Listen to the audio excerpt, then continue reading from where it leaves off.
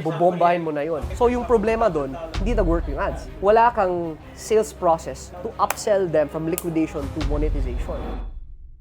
Some business owners is, they think that they're not making money sa ads. Like, naggumastos ako ng 10,000, kumita lang ako 10,000, hindi ako kumikita. But what they don't know is, pang liquidation offer pala yun. Kumbaga, kumikita naman talaga. Kaya lang, nag-expect kasi siya na 10,000, may 50,000.